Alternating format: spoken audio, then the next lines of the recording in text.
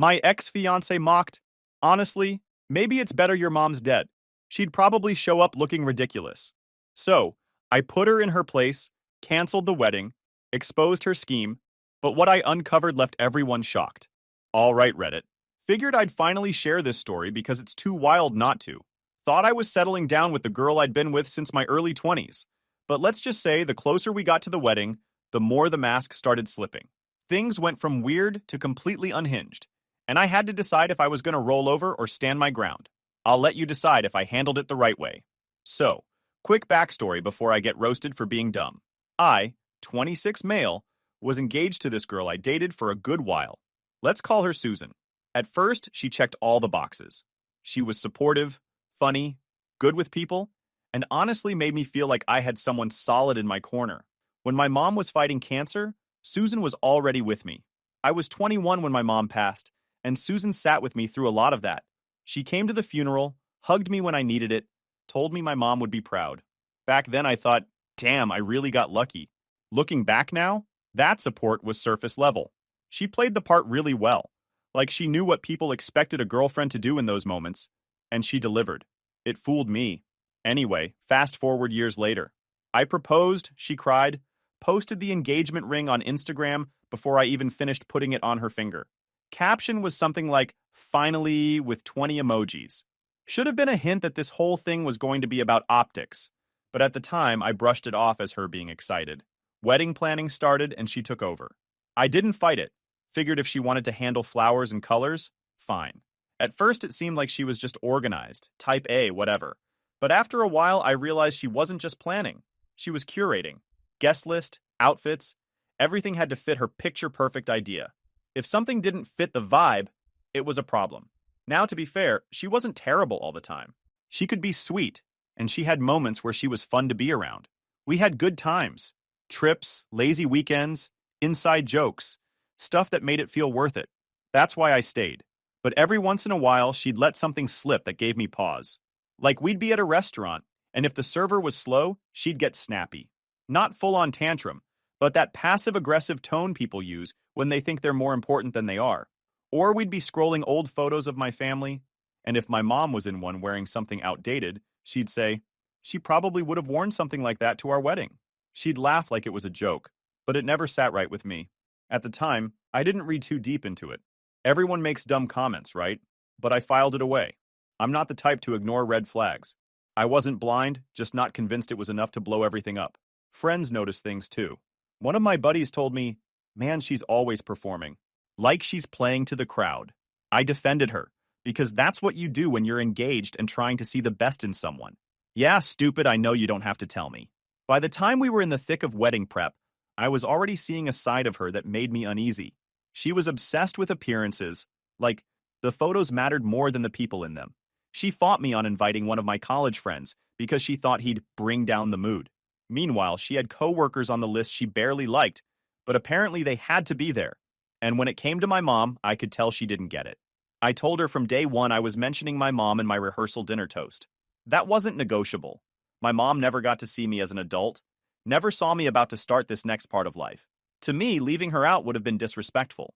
Susan said fine when I brought it up, but the look on her face said otherwise. The week of the wedding, I wasn't panicking, but I felt off. It wasn't cold feet in the traditional sense. It was more like, do I really want to deal with this version of her forever? Every guy I talked to said the same thing. Bro, brides get stressed. Don't overthink it. So I kept going. But in the back of my head, I was keeping score. Every side comment, every fake smile, every subtle dismissal. I wasn't ignoring it. I was waiting for clarity. That clarity came at the pre-wedding dinner. But what I didn't know was that this one night was about to end the whole engagement. So, we're at this pre-wedding dinner. About 50 people, family, close friends, a couple coworkers, packed into a private dining room at the country club Susan picked. I stood up to give a toast. Nothing long, just a couple minutes. I thanked everyone for coming, talked about how much it meant to have family and friends supporting us. Then I mentioned my mom. I said I wish she could be there, how she taught me about kindness and respect, and how I hope to carry that into marriage. Room went quiet in that respectful way. My dad nodded, my uncle looked proud. And then Susan stood up, glass in hand, grin plastered on her face like she was the headliner. I thought she was going to say something cute. Instead, she says, honestly, maybe it's better your mom's dead. She'd probably show up looking ridiculous in something cheap and outdated anyway. The air got sucked out of the room. She kept going. Let's be real. She would have spent the night crying and stealing the spotlight. Sounds like she lived for making scenes. That's when my chest went cold. I looked around. My dad's face had drained. My uncle shot up so fast his chair hit the ground, and you could hear people gasp. And she still didn't stop. She added, honestly, I'm glad she's not around. We don't need her opinions about how we live our life. I set my glass down carefully. My hand was steady now, because I wasn't about to let her see me shaken. I looked at her and said, voice calm but sharp, you just insulted the one person who can't defend herself, the woman who raised me. You think that makes you clever? That makes you disgusting. She froze, her smile faltering. The whole room went silent. Her mom grabbed her arm, whispering frantically, but I wasn't done. You played supportive when my mom was dying. You sat next to me at the funeral. And now you're using her memory as a punchline in front of my family? That's who you really are. Not stressed, not tired, just nasty. Susan's mouth opened like she was about to argue, but nothing came out. I leaned forward slightly, just enough that she knew I wasn't bluffing. I don't marry people who spit on my family. So congratulations, Susan. You just saved me a divorce lawyer down the line. The gasp that went through that room? Priceless. Relatives started murmuring about forgiveness and let's not ruin the night. I didn't raise my voice. I didn't need to. I just pushed my chair back, stood up, and said, the night's already ruined, by her. Then I walked out. By the time I got home, I wasn't pacing or panicking. I opened my laptop and started canceling what I could. Venue, florist, DJ. It took me about 4 hours to get through the list and eat the deposits. The wedding wasn't fully erased yet, but by the end of that night, it was already unraveling, worth every penny. And just like that, years went down in flames in less than 24 hours. But here's the thing. I didn't feel crushed. I felt in control for the first time in a long time. The next morning, my phone looked like it had been hacked. Non-stop buzzing, missed calls stacked, texts pouring in like I'd just won the lottery. Except instead of cash, I got her family trying to gaslight me. Her mom left 6 voicemails overnight, all about stress and forgiveness. She's been under pressure for months. You can't throw years away over one slip-up. Her dad was less sugar-coated. You embarrassed her in front of everybody. Do you know how hard she worked for this wedding? You're being cruel. Yeah, I'm the cruel one, because I didn't laugh when his daughter trashed my dead mom in front of 50 people. Susan herself spammed me 17 times before I picked up. When I finally did, she didn't even apologize. She went straight into this half-sobbing, half-demanding tone. You're seriously canceling everything over this? It was one comment. People say worse things every day. You're being dramatic. I stayed calm. Susan, you didn't just say something stupid. You showed me who you are. Stress doesn't make you invent insults about someone who's dead. That was your real opinion. She scoffed. Oh, please. You're acting like I committed a crime. I was overwhelmed, and maybe I said it the wrong way, but you know I didn't mean it like that. You can't seriously be throwing away a wedding over something everyone will forget in a week. That was her angle. I was the problem, not her. It didn't stop there. Mutual friends started messaging me. She's devastated, man. She regrets it. One even said, she already booked a therapist? Doesn't that prove she's serious about fixing things? I told him therapy's great, but I'm not signing up to be her rehab program. Then came her dramatic stunt. I got home one evening and there she was, sitting on the curb outside my building with 2 suitcases, like some scene out of a bad movie. The second I stepped out of my car, she launched into it. I ended my lease. I took a leave from my job. I'm not going anywhere until we talk. You don't get to just walk away from me like this. Notice how it wasn't, I love you, I'm sorry, or anything resembling humility. It was you don't get to. Like she owned me. I didn't flinch. Pack that act back into your bag, Susan. You don't get to insult my family and then play homeless at my doorstep. Susan was yelling about how real love doesn't die over one mistake, as if she was the hero of this story. I just waved, but she wasn't done. Next came the so-called intervention. One night, a knock at my door.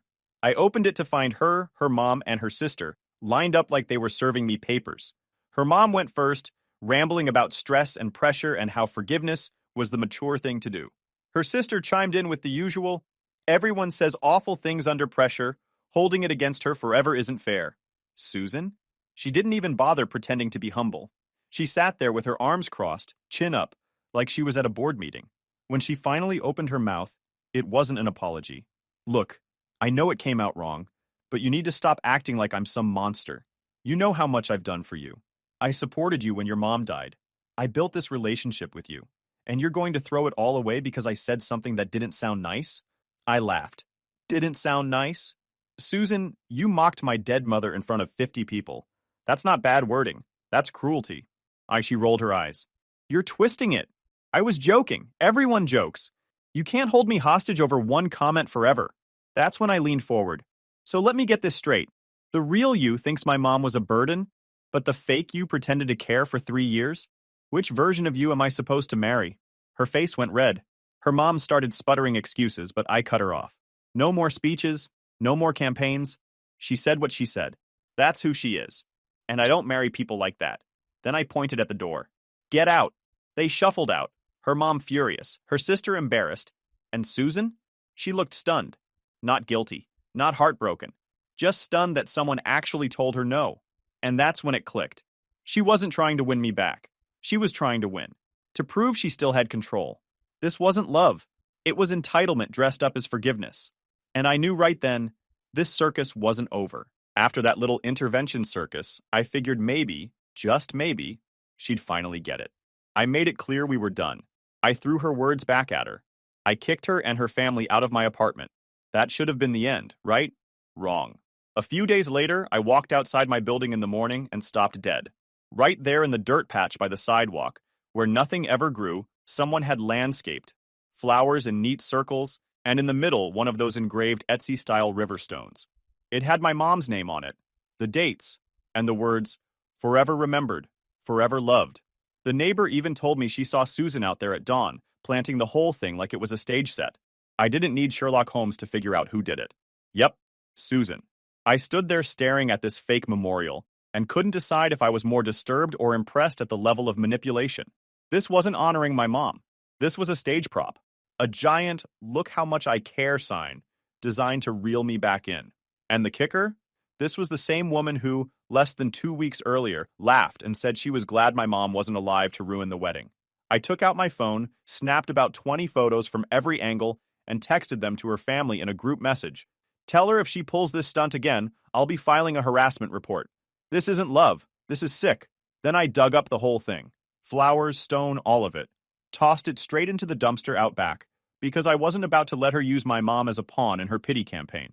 Later that evening, I get a call from a blocked number. I answer, and of course, it's her. Did you see it? She asked, voice shaky but hopeful. Yeah, I saw your little PR stunt, I said flatly. And then I threw it in the trash where it belonged. Silence on her end. Then she says, I spent days planning that. Researching your mom's favorite flowers. Having that stone made. I wanted to give you something beautiful to replace what I said. I didn't even raise my voice. Susan, using my dead mother as a prop in your apology tour is just as offensive as mocking her. Stop calling me. Stop showing up. Respect my decision. And I hung up. I thought maybe that would finally end it. Spoiler? It didn't. A week later, I was having lunch with one of my old college roommates at a popular restaurant downtown. The place was packed. We're catching up, joking around, and suddenly I see her. Susan walking in with her mom. They sit down at a table directly across from mine. At first, I thought it might actually be coincidence. But then she started talking, loudly. She told her mom in this fake, woe is me voice, I've been having dreams about his mother. She came to me looking so sad. She told me love means forgiveness, that holding on to anger will only destroy us both. Her mom nodded along like they were actresses in a play.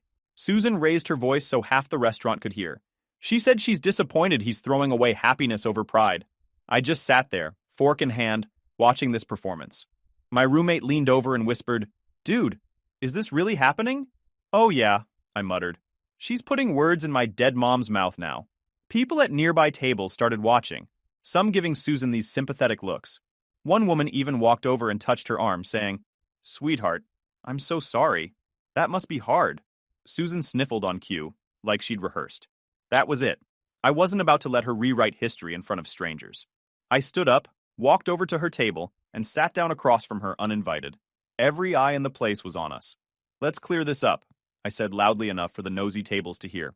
A few years ago, my mom died of cancer, before she ever got to meet you. And at our pre-wedding dinner, in front of 50 people, you mocked her. Called her a drama queen. Said you were glad she wasn't alive. That's the truth. Susan's face went pale. Her mum started fumbling for words, but I held up a hand to stop her. And now you're sitting here making up ghost stories about my mom to manipulate strangers into pitying you. You don't get to use her memory like that. Not anymore. The woman who had offered her comfort? She looked horrified. Other diners stared openly. The sympathetic glances turned into disgusted glares at Susan.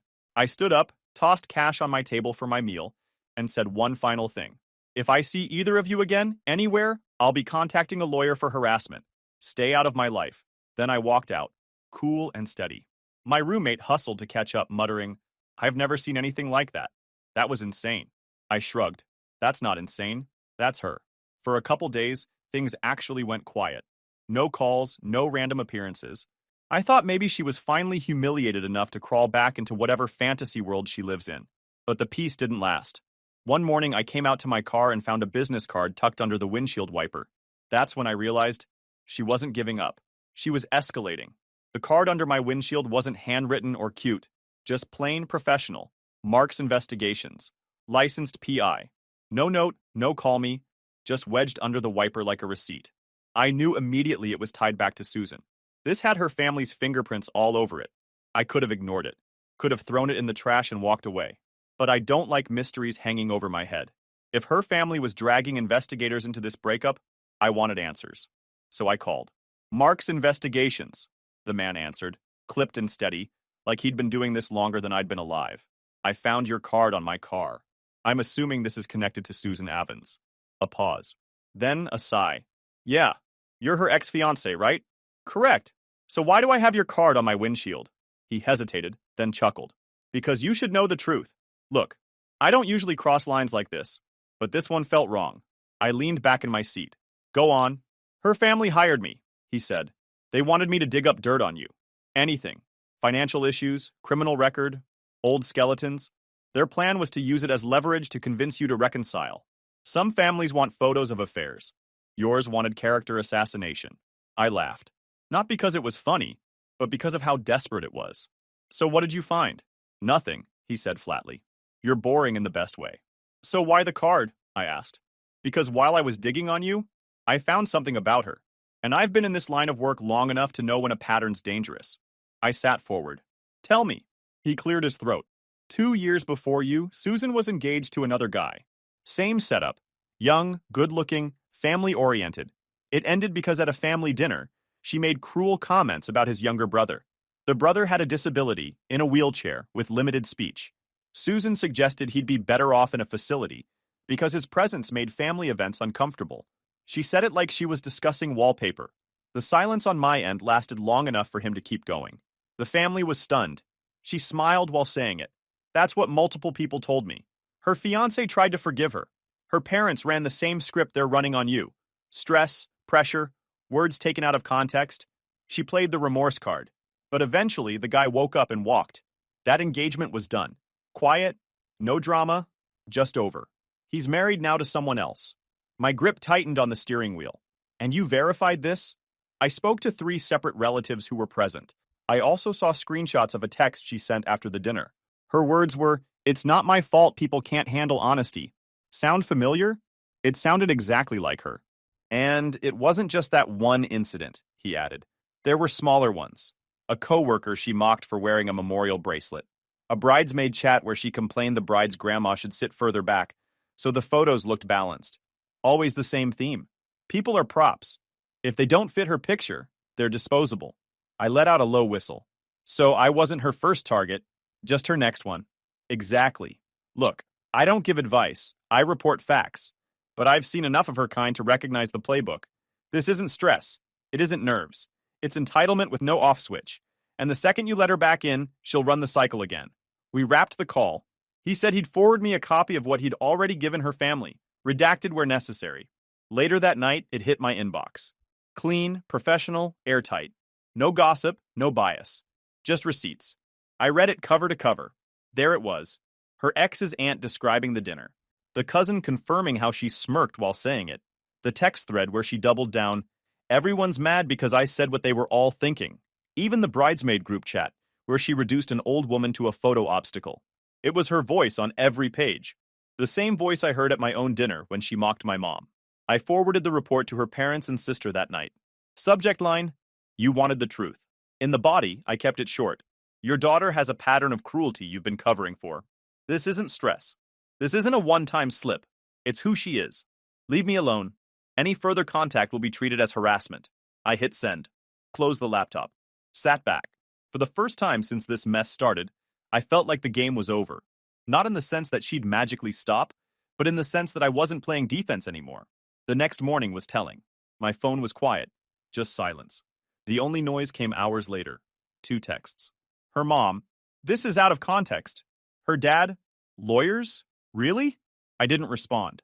If they wanted context, they could reread the file. That evening, my dad called. He doesn't pry, doesn't give lectures, just asked, you good? Better than good, I said. I gave him the quick version. He was quiet for a second, then said, your mother would have liked how you handled it. That was it. No long talk, just clean approval.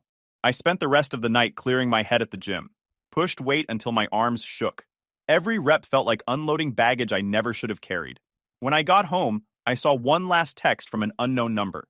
You're making a mistake. She's trying. No name. No explanation. I blocked it without hesitation. Because here's the truth. She wasn't trying. She was campaigning. She'd been campaigning from the moment she stood up at that dinner table. Every voicemail, every fake intervention, every staged act in public. It was all strategy to control the narrative. Now the mask was gone. I had proof, and I had no interest in giving her another audience. If she showed up again, I was ready. And if she didn't, even better. Either way, I wasn't the one on defense anymore. I didn't have to wait long. Susan's silence lasted 3 whole days, which honestly shocked me. I started thinking maybe she'd finally accepted reality, but then I underestimated how stubborn she really was. On day 4, she went nuclear. It started at work. I was in the middle of a meeting with my crew, going over deadlines and assigning tasks, when one of the office admins knocked and peeked in like she'd seen a ghost. There's someone in the lobby asking for you. Who? I asked. She says she's your fiancé. I felt the room tense instantly. Half the guys looked up, waiting to see if I'd confirm it. I just shook my head. Ex-fiancée, I corrected calmly, standing up. Give me a minute. I walked out to the lobby, and sure enough, there she was. Susan in full battle mode, done-up hair, dress that screamed, I didn't just show up, I arrived. She was pacing like she owned the place. The receptionist looked 2 seconds away from calling security. Susan, I said evenly, what are you doing here? Her face lit up with fake relief, loud enough for the whole lobby to hear. Finally, do you know how worried I've been? You've been ignoring me, and your phone? Cut the performance, I said, voice low but sharp. You don't belong here. This is my job, not your stage. That stopped her for a second. She blinked, then recovered with a smile. I just wanted to talk, in person, without all the noise. You had that chance, I reminded her, at dinner. And instead of talking, you mocked my dead mom in front of my family. You don't get a second chance to spin it. Her eyes flicked to the receptionist, the 2 admins pretending not to listen, and she realized her show wasn't landing. She switched tactics. Okay, she said more quietly. Then let's talk somewhere private. No, I said flatly. This ends now. Leave, or security will escort you out. She stared at me like I'd slapped her. You wouldn't. Try me. That was the first time I saw her crack in public. She stormed out without another word, heels clicking hard enough to echo. I thought that was the end of it. I was wrong. 2 nights later, she took it up a notch. I came home from work and found my dad standing on my porch, arms crossed, looking like he'd been waiting. What's going on? I asked. He exhaled slowly. She came by. Of course she did. She? I asked, just to confirm. Susan. Said she needed to explain herself. She spent 15 minutes telling me you're making a mistake, that you're throwing away something special, that she loves you, she's sorry, she's changing. I rolled my eyes. And, he said, I told her to get off your porch. Then I told her if she ever tried using your mother's name as a prop again, I'd personally make sure she regretted it. She didn't like that. I smirked. Good. He shrugged. Kid, don't let her guilt you. Your mom wouldn't have put up with this crap, and neither should you. Then he patted my shoulder, went inside my place, and turned on a ball game like nothing happened. That was the end of his lecture. But Susan wasn't finished. Not yet. The following weekend, I was grabbing coffee downtown when I saw her again. This time she had reinforcements. Her sister, 2 friends, and the same fake tears she'd tried on me weeks earlier. She ran into me at the shop. loud enough for everyone around to notice. "There you are," she said dramatically, stepping right in front of me like she'd been waiting. "You can't keep avoiding me!" I looked her dead in the eye and smiled calmly. "Actually, I can. Watch this." I sidestepped her and walked to the counter. Her sister piped up, "She just wants closure." I turned, coffee order slip in my hand, and let my sarcasm out. Closure? She had it when she insulted my mom in front of everyone. She had it when she doubled down afterward. You don't get to burn a bridge and then ask me to rebuild it for you. That's not closure. That's manipulation. The barista froze mid-pour. People were staring now, waiting to see what would happen. Susan's friends looked uncomfortable, like maybe they hadn't signed up for this exact scene. Susan tried again, her voice cracking like she was the victim. "Why are you being so cruel?" I made one mistake. I cut her off with a calm but sharp tone. Number you revealed who you are. That wasn't a mistake. It was the real you slipping out. And once someone shows me who they are, I believe them. That landed. Hard. Even the guy 2 tables over muttered, "Damn." She sputtered something about me being unfair, then grabbed her sister's arm and stormed out, leaving her untouched latte behind. The shop buzzed afterward, but I didn't care. I paid for my coffee, walked out, and felt lighter. That afternoon, I had a cease and desist sent through a friend's attorney, and I started the process for a restraining order. Paper trail started. Because here's the thing. By then, I wasn't angry anymore. I wasn't humiliated. I wasn't even annoyed. I was entertained. She thought she could ambush me, twist the narrative, make me look like the bad guy. But every time she tried, I came out looking calm, collected, and done with her. That contrast burned her worse than anything I could have yelled. That night, I got one last email. Subject line, "Please, body. I know I've made mistakes, but you have to understand. I was under pressure. I was scared. I didn't mean to say those things about your mom. I don't even remember saying them. Please don't throw us away." Which version of me should I marry? The one who slipped, or the one who's loved you all this time? I stared at the screen, then typed back one sentence. I don't marry versions of people. I marry who they really are. And I already saw it. Then, I hit send, blocked her email, shut the laptop. That was the last time I heard from Susan directly. Walking away wasn't weakness, it was control. And control felt a hell of a lot better than being dragged around in her chaos. Once I cut Susan off completely, it was like dropping a stone in a pond. The ripples just kept spreading, first in her family, then in mine, then in the circle of friends we both used to share. Every week I'd hear something new. And honestly, it was better entertainment than Netflix. Apparently, she kept telling everyone I'd abandoned her right before the wedding, like she was the poor, tragic victim who'd been blindsided. The problem was, people had been at that dinner. 50 witnesses heard her disrespect my mom's memory, smirk through it, and then double down later. She thought she could rewrite the story, but receipts don't disappear when half the town heard it live. One buddy told me that Susan even tried spinning it at her job. She pulled the "my fiancé dumped me out of nowhere" card for sympathy. That lasted until a coworker who was at the dinner told the real story in the break room. After that, people stopped looking at her like she was sad and started looking at her like she was nuts. Her family didn't make it any easier. The private investigator thing I uncovered? Yeah, word of that spread too. Her parents had to admit they'd hired him because they had concerns. That basically translated to, we trusted a stranger with a camera more than we trusted our own daughter. You can't come back from that without looking shady. So she tried new tactics. Gossip, lies, whatever. I didn't respond to any of it. The less I said, the more she looked like she was unraveling. It was like watching somebody try to fight a shadow.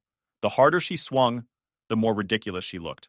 Meanwhile, my life got quieter. I went to work, hit the gym, spent time with friends. No drama, no random pop-ups, no fake tears. Just normal days again. And you don't realize how much peace is worth until someone's been draining it out of you nonstop. But here's where it gets funny. A couple months later, I ran into someone unexpected. Susan's meltdown actually set the stage for it. I was at a friend's birthday cookout, just hanging out, and I ended up talking to this girl named Taylor.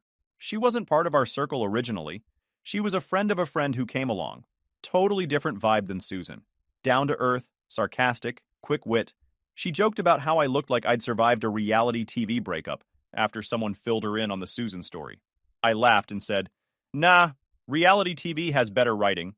Susan couldn't even stick to one script. We hit it off. Not in a cheesy movie way, but in that comfortable, this is easy way. We swapped numbers, grabbed coffee a week later, and since then, we've been seeing each other pretty casually. She's not rushing things, I'm not rushing things. After what I dealt with, that's perfect. Susan must have found out eventually because one night I got a string of blocked number calls. Didn't answer, didn't need to. She wanted me to know she knew. But here's the thing. When you're already moving on, the ex screaming in the background just sounds like static. The real satisfying part, though, was watching her downfall speed up without me lifting a finger. First, she tried posting online about how men can't handle strong women. People clowned her in the comments. Someone even posted, "Strong? You mean insulting your dead mother-in-law strong?" That got likes fast.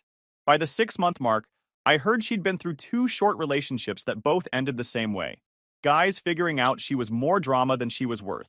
Karma didn't just knock on her door, it set up camp in her living room. And me? I was fine. Better than fine. Work was steady. My dad and I were closer than we'd been in years. The guys at the office still cracked jokes about the lobby scene when Susan showed up there, but always in a way that ended with, "You handled that like a champ." Taylor and I kept things fun and light, no pressure. For the first time in forever, my life wasn't spinning around someone else's chaos. Sometimes people ask if I regret how it all ended. The honest answer? Not even a little. She did me a favor showing her true colors before vows and papers got involved. The way I see it, I didn't lose a fiancé. I dodged a life sentence with someone who would have turned every day into another performance. Susan once asked me in that email, "Which version of me should I marry?" Now I've got my answer. None.